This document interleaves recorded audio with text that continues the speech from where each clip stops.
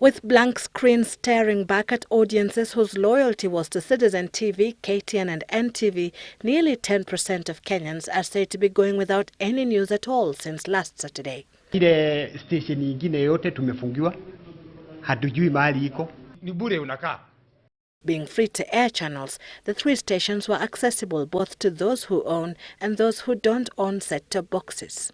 A survey conducted by opinion polling firm IPSOS explains why this situation, which amounts to a serious breach of the freedom to access information, has come to be. A nationwide random sample involving 932 participants who own television sets projects that out of every 10 households, only 4 have set-top boxes. Majority of the 62% who don't have one indicated that they are not planning to purchase one at the moment, whether it's because they cannot afford one or because they know that they would not access previously available channels remains unclear.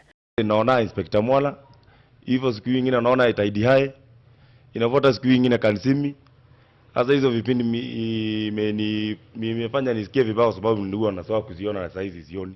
Whether owners of set-top boxes or not, the survey shows that the vast majority of television owners are not satisfied with their alternative or new main source of news or information. 77% of those who own the set-top boxes and 73% of those who don't own one say they are not happy with other TV channels as their main source of news. Tumeona Kenya imekaa kwa giza sasa.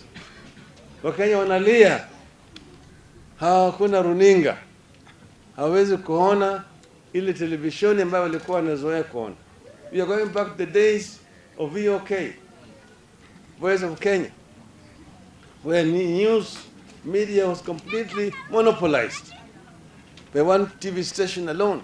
Radio now provides the lifeline as the main source of information since the switch-off, with a combined 56% of those who own and those who don't own set-top boxes turning to the radio for information. Others have been left to depend on word of mouth, and another 9% have no source at all.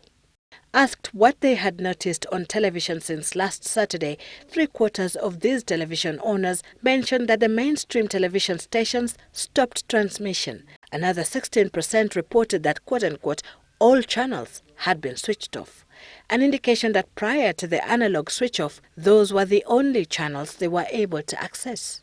5% of those interviewed indicated that they were aware that digital migration had taken place. But you do not do it the way it is being done today in order to punish business, to punish innocent wananchi.